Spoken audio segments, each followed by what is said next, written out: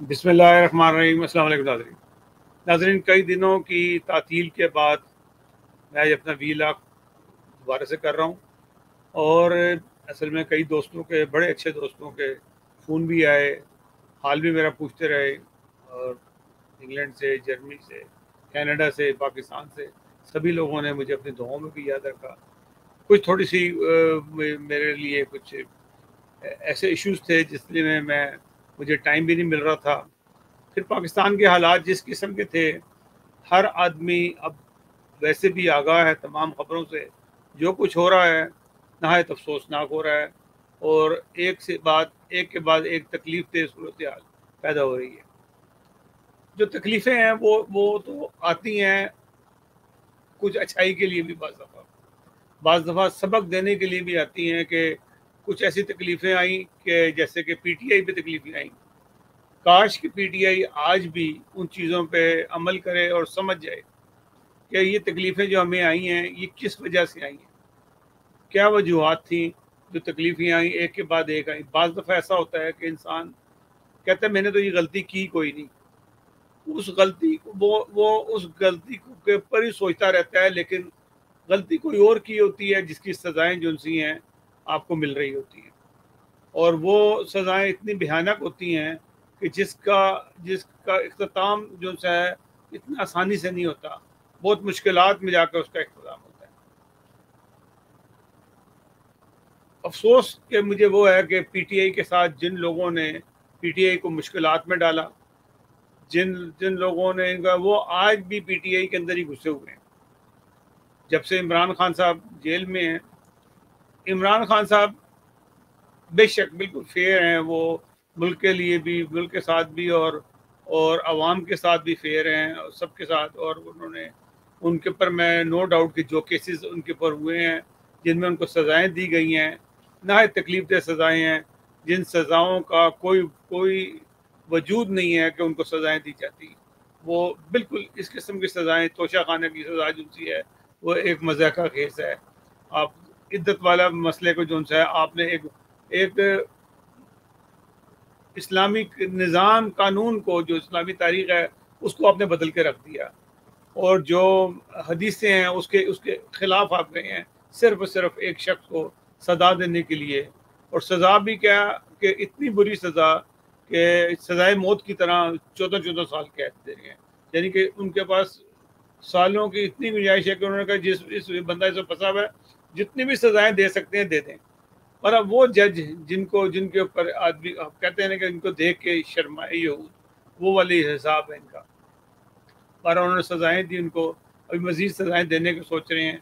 बात यह है कि उनको स्क्रू किया जा रहा है कि किसी तरीके से उनकी वो बात मान ली जाए, ताकि वो आइंदा उनके उनके मुताबिक चलाया जाए। बहरहाल हालात जो से थे पाकिस्तान के, मज़ीद बद से बदतर हो रहे हैं। और मैं पहले भी कहता रहा, मेरी बात होती थी लोगों से, तो मैं कहता था कि इमरान खान जो सीटें जीते हैं, जो जिनको इन्होंने दे दी हैं, उस पर कनात कर लें। इनको कोई वो फालतू सीटें नहीं मिलेंगी, ना स्पेशल सीटें मिलेंगी, ना ख्वातीन की मिलेंगी, ना अकलियत की मिलेंगी। जहाँ पे हैं रुक जाएं। लेकिन इन्होंने कोशिश करते रहे, मुख्तलिफ लोग इनको मशवरे देते रहे। कभी ये शिया तहरीक में घुस रहे थे, कभी ये सुन्नी तहरीक में घुस रहे थे। घुस के उन्होंने अपनी पार्टी का बेड़ा गर्क कर लिया। लाजिम बात है, मुख्तलिफ मुखातिब फ़िक्र के लोग जो से हैं पार्टी में शामिल हैं। शिया भी हैं, सुन्नी भी हैं, बरेलवी भी हैं, देवबंदी भी हैं, क्रिश्चियंस भी हैं, बहुत सारे लोग हैं जो जो इस पीटीआई में शामिल हैं। लेकिन हर आदमी जो आपने खुद देखा होगा कि खैबर पख्तूनख्वा की पूरी असम्बली जो होती है वो किसी सुन्नी तहरीक में शामिल नहीं हुई। कौमी असम्बली में कई लोग हैं जो वो सुन्नी तहरीक में शामिल नहीं हुए। तो बस आप ना शामिल होते ज़्यादा बेहतर रहता। आप इंडिपेंडेंट रहते और इंडिपेंडेंट मेंबर के तौर पे वहाँ रहते, क्योंकि आपको इन्होंने देना नहीं था। आपको आपको पता लग गया था कि आपको टुकड़े टुकड़े किस लिए किया गया। पार्टी को बल्ले का निशान ले लिया, इसका मतलब ये था कि आपको उन्होंने इंडिपेंडेंट रखना है। वो किसी सूरत में भी आपको आपको वो इकट्ठे नहीं होने देंगे। आप सुन्नी तहरीक में जाएं या शिया तहरीक में जाएं या किसी में भी जाएं, आपको उन्होंने इकट्ठे नहीं होने देना था। सिर्फ और सिर्फ آپ کو تھوڑا سا، جس طرح فوج میں ہوتا ہے نا، جب جنگ میں آپ پھنس جاتے ہیں تو آپ 2 قدم پیچھے ہٹ کے اپنے آپ کو مستحکم کرتے ہیں اور پھر دوبارہ سے تیاری کرتے ہیں. آپ کو پتہ، آپ بے شک جیت گئے تھے، اس میں کوئی شک نہیں. آپ نے 90% جو ہے ملک کے اندر ووٹ حاصل کیے، اور آپ کو لوگوں نے بہت محبت کا سلوک کیا.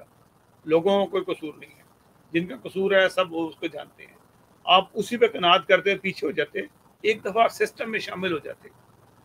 یہ جو ایک فساد پھیلا ہوا تھا آپ کے خلاف، پکڑ دکڑ تھی، آپ اس سے نکلتے، آپ خود باہر آتے اور اپنے لوگوں کو باہر لاتے اور دوبارہ سے منظم ہوتے.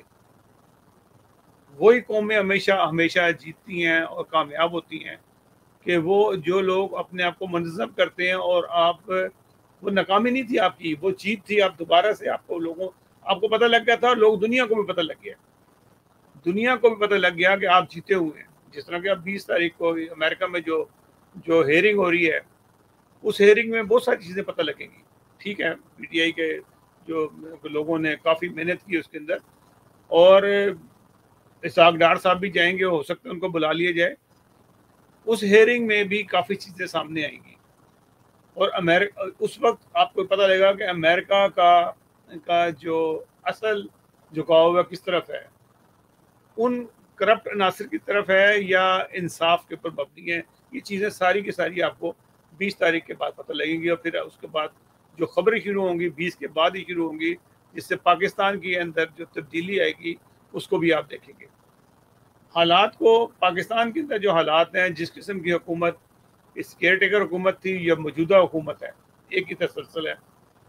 ان کا نظریہ ویسے ہی ہے جیسے کہ ہلاکو خان کے زمانے میں تھا، یا آپ صدام حسین کا دور تھا کہ کوئی بولے اس کو اسی وقت ختم کر دو. یہی حالات جو ان سے ہیں، یہ پچھلے 2 سال سے ہم دیکھ رہے ہیں. پاکستان میں یہ ہے کہ کوئی آدمی ذرا سا بھی کوئی بات کرتا ہے، اس کو کہتے ہیں کہ اس کو تن کے رکھ دیتے ہیں، رگڑ کے رکھ دیتے ہیں، تاکہ یہ بندہ جو ہے نا بولنے کے قابل نہ ہو. جیل میں اتنا، بچی کو 10 مہینے سے جیلوں میں ڈالا ہوا ہے، معصوم بچی ہیں. کیا مقصد ہے؟ صرف ایک عورت کو غصہ ہے ان عورتوں کے اوپر کہ یہ اس نے میری بےزتی کیوں کی. معاف کیجیے گا.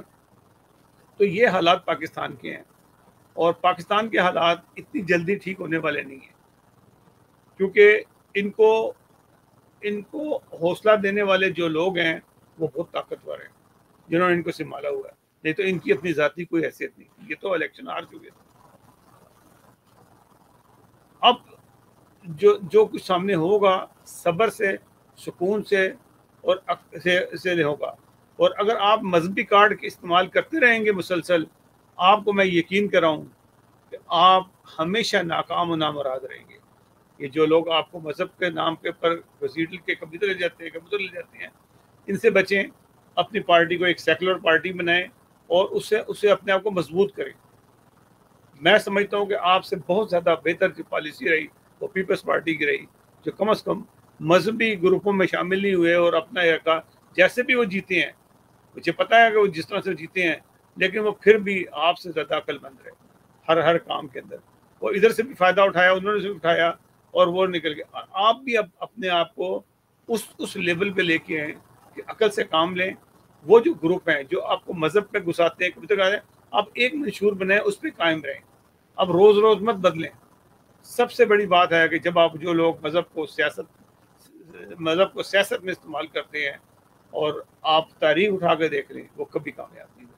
ناظرین، اگلے پروگرام تک اجازت دیجیے گا. اللہ حافظ.